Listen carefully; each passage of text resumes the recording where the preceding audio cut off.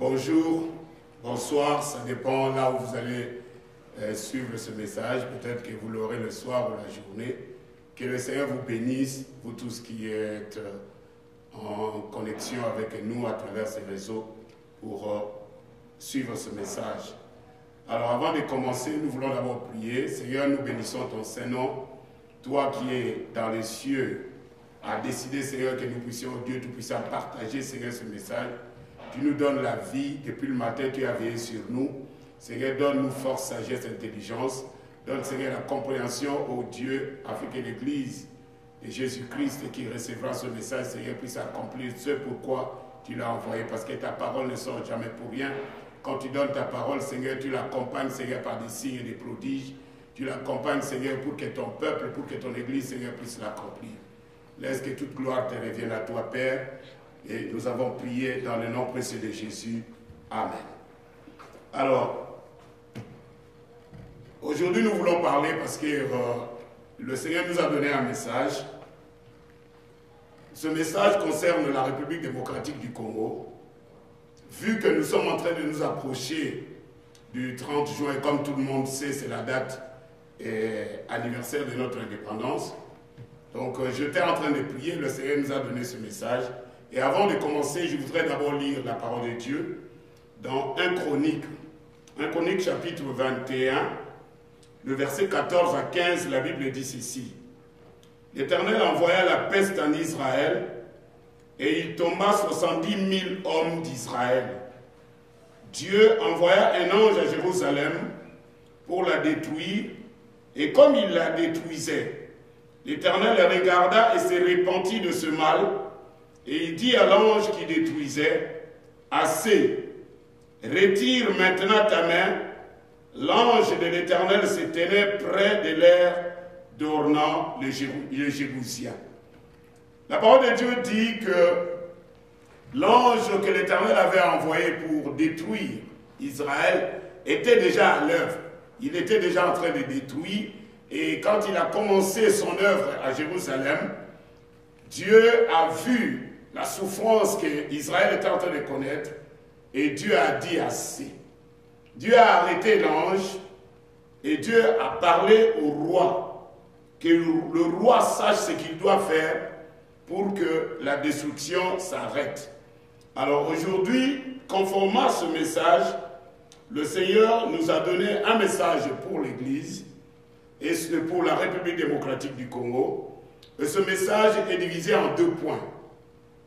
Le premier point est celui-ci d'abord. Donc, avant que nous puissions parler du premier point, je voudrais d'abord vous dire que j'étais en prière et que c'est parce que mon souci, c'était pendant ce mois de juin, de prier pour la République démocratique du Congo, vu que c'est l'approche de l'indépendance. Alors, les deux points sont comme ceci, comme le Seigneur a donné. D'abord, je voudrais dire le 4 mai 1997, à l'époque, le président Mobutu avait une rencontre avec le président, à l'époque il n'était pas encore président, mais il l'est devenu après, Désiré Kabila. Et cette semaine-là, une semaine avant cette rencontre, le Seigneur m'a visité. Il m'a donné un message. Et qu'est-ce que j'ai vu? Il m'a amené, parce qu'à l'époque, moi, je vivais à Pointe-Noire, je résidais là-bas. Et le Seigneur m'a donné une vision. Il m'a amené en vision à Kinshasa. Et il m'a montré la ville de Kinshasa. Et il m'a dit, regarde le ciel. Je regardais le ciel de Kinshasa. Tout le ciel était rouge de sang. Il n'y avait que le sang humain sur l'espace aérien de Kinshasa. Alors j'ai posé la question au Seigneur, Seigneur, c'est quoi? Il me dit, c'est le sang que les hommes politiques ont versé à Kinshasa. Il dit, tout Kinshasa est rempli de sang, les autorités ont versé le sang. Voilà pourquoi je permets qu'on puisse tous les enlever du pouvoir, parce qu'ils ont versé du sang. Et le Seigneur me dit toujours dans cette vision, la guerre s'approche de Kinshasa.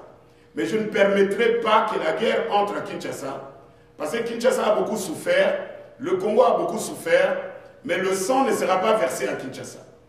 Et c'est ainsi que quand j'ai vu cette vision, j'ai commencé à prier, et le 4 mai, il y a eu cette rencontre, et vous savez que la guerre n'est pas entrée à Kinshasa. Mais depuis ce jour-là, le Seigneur commence à me parler. Chaque fois qu'il y a un événement, un grand événement au pays, le Seigneur me parle. Il me dit d'avance ce qui va arriver. Il me demande de prier, j'ai toujours prié. Et le groupe d'intercesseurs qui sont avec moi le savent. Nous prions souvent et on ne fait pas de bruit parce que c'était l'instruction du Seigneur. Alors aujourd'hui, si je fais ce message, c'est parce que le Seigneur m'a dit de parler à l'église du Congo. Donc ce message, il faut que le peuple de Dieu le sache. Parce que le Seigneur m'envoie de vous dire, assez, c'est assez.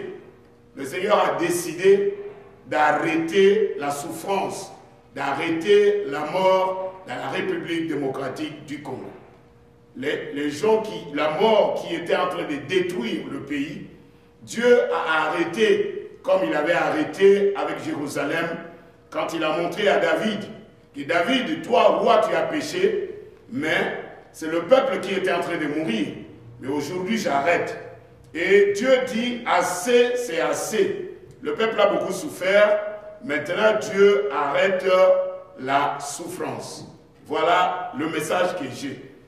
Alors Dieu nous dit, à nous l'Église, à nous le peuple de Dieu, que nous devons nous repentir. Nous devons amener le pays dans une profonde repentance. Pourquoi? Parce que comme David avait péché, c'est le peuple qui mourait.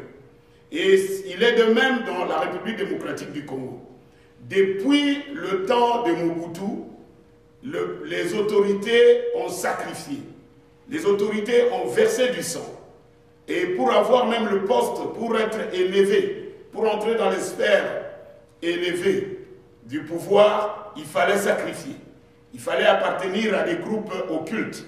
Et à l'époque, on parlait même d'un groupe qu'on appelait Primakuria. Et les gens, nous nous rappelons, nous qui, à cette époque-là, avaient l'âge de comprendre que même quand il y avait l'annonce d'un remaniement ministériel, les gens, les Mercedes allaient dans les petits coins à Kinshasa pour dormir là-bas, pour faire des fétiches, pour faire des ceci, des sacrifices. Et tout cela, le Seigneur a vu. Voilà pourquoi le sang versé à Kinshasa a fait que toute la République démocratique était en train de souffrir. Mais le Seigneur dit aujourd'hui, nous devons arrêter, il a décidé d'arrêter et nous devons nous repentir. Donc nous devons faire des prières de repentance pendant cette période avant le 30 juin, jusque même après le 30 juin, nous devons continuer à faire des prières de repentance. Je bénis Dieu parce que le Seigneur m'a dit, le président actuel a dédié le pays au Seigneur Jésus-Christ. C'est une bonne chose, c'est la première étape. Mais après qu'il ait dédié le pays, il faut maintenant que l'Église se répande. Il faut maintenant amener les autorités à la vraie repentance, parce que maintenant que l'on a dédié le pays, nous ne devons pas nous arrêter seulement à cela, mais nous devons aller plus avant, donc nous repentir pour que le pays, pour que ce que Dieu a décidé pour le pays puisse s'accomplir. Donc pour le 30 juin 2021, Dieu nous appelle à la repentance. Ce n'est pas le moment de rapatrier le reste de l'ex-président, l'ex-premier ministre Lumumba, parce que même l'ex-premier ministre et beaucoup d'autres personnes, leur sang a été versé dans ce pays. Il y a des gens connus, il y a des gens inconnus, il y a des grandes personnes qui ont été sacrifiées, qui ont perdu, et y compris même lui, le premier ministre, Lumumba, à cause de ce pays-là. Alors si aujourd'hui l'on veut rapatrier le corps, le reste du corps de Lumumba, ce n'est pas le moment de le faire parce que Maintenant, d'abord, nous devons nous repentir. Au lieu de blanchir les tombeaux des gens qui ont été tués à cause du pays, nous devons d'abord nous repentir. Dieu nous appelle au pardon et à faire un sacrifice comme l'a fait le roi David, le roi d'Israël, quand il a eu la révélation du Seigneur que Dieu arrêtait la souffrance, la mort. Le roi David a fait un sacrifice. Il s'est repenti et puis il a fait un sacrifice. Et Dieu nous appelle à une repentance et il demande aux autorités de faire un sacrifice. Et il demande aussi qu'il y ait un mémorial, que nous ayons un mémorial pour les martyrs, pour le sang versé, le sang des gens connus comme le sang des gens inconnus. Et cela fera en sorte que les enfants qui viendront après, par ce mémorial, ils vont toujours se rappeler qu'il y a eu de sang versé pour que ce pays puisse être construit et que par ce sang, regarde les conséquences pour que le jour à venir, qu'on ne revienne plus toujours à verser le sang. Ça, c'est le premier point du message que le Seigneur m'a donné. Le deuxième point, il concerne les voisins de la République démocratique du Congo. Je vis en vision, le Seigneur me montre 3 pays. 3 pays, 3 voisins de la République démocratique du Congo, qui se sont unis et ils ont décidé, vu la faiblesse de la République démocratique du Congo, ils se sont entendus, les 3 pays, pour dépouiller le Congo de ce que Dieu lui a donné.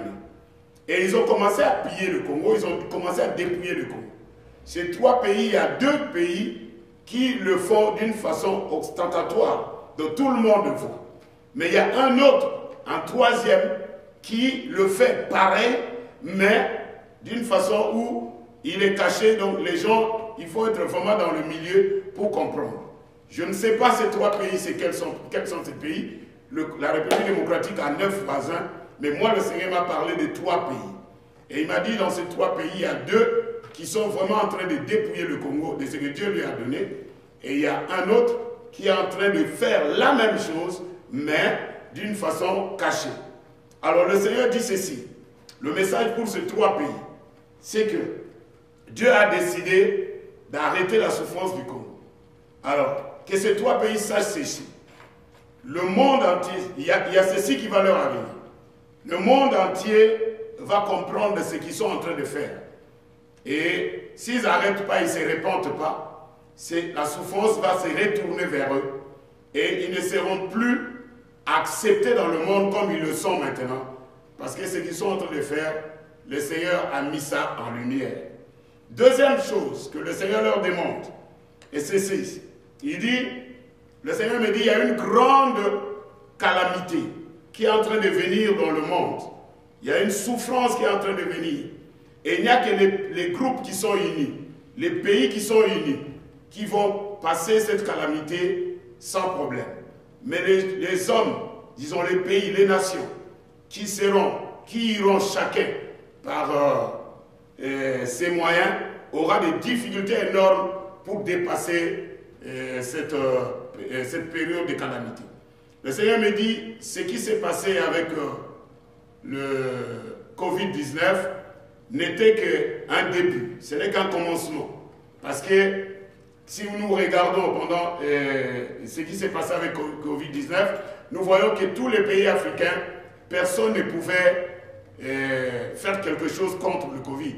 Il n'y a que les entités, les grands pays, ceux qui sont unis, l'Europe par exemple, ils se sont unis et eux au moins, ils ont mis les moyens pour qu'on trouve par exemple le vaccin. Et la calamité qui est en train de venir, le Seigneur me dit, il n'y a que les pays qui seront unis. Il n'y a que les gens qui seront unis, qui verront, qui pourront passer cette calamité.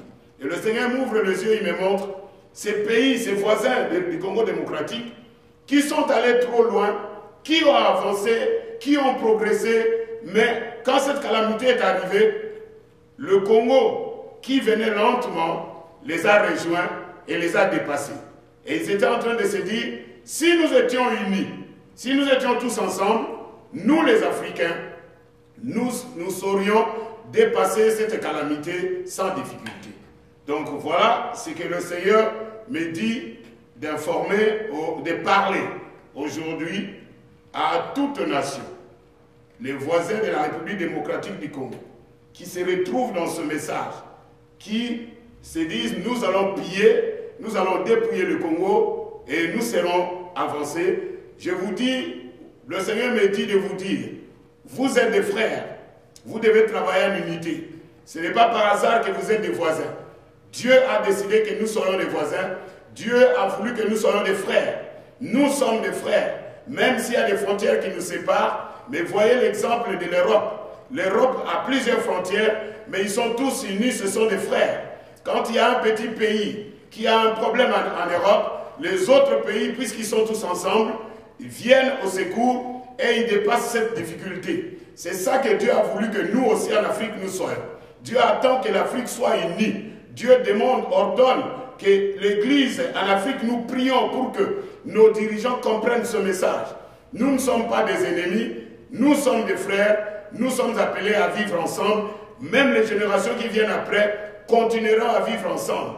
Alors si nous voulons dépasser la calamité à venir, nous devons être unis, nous devons nous soutenir et non pas nous entretuer. Sinon l'Afrique n'avancera pas. L'Afrique n'avancera que quand l'Afrique est unie. Et Dieu me dit de dire que la force de la République démocratique du Congo est en train de venir. Congo est en train de démarrer, mais Congo est en train de démarrer lentement, lentement. Pourquoi? Parce que Congo est un grand pays. C'est un système qui a été bloqué depuis longtemps. Et pour que ça démarre, ça part comme un tracteur. C'est comme les tracts, les grands camions qui transportent les marchandises. Quand il commence à démarrer, il doit faire beaucoup d'efforts, mais il va lentement. Mais quand il a pris son allure, on ne peut plus l'arrêter. Les voitures, les petits pays sont comme des voitures de course. Ils peuvent démarrer facilement. Les petites entreprises peuvent démarrer facilement. Mais les grands pays comme le Congo, c'est un pays qui a déjà commencé à démarrer. Et le Seigneur dit, venez en unité avec ce pays, arrêtez ce que vous êtes en train de faire. C'est ainsi que tous vous serez ensemble. C'est ainsi que tous vous allez dépasser la calamité qui est en train de venir. Donc le Seigneur, je vais conclure le message en disant, assez, c'est assez. Ainsi dit le Seigneur. L'heure pour le démarrage du Congo est arrivée. L'heure pour le progrès de l'Afrique est arrivée. Cessez de vous combattre, cessez de vous faire du mal. Voilà le message que j'avais pour la République démocratique du Congo, pour c'est le 61e anniversaire de l'indépendance. Que le Seigneur vous bénisse.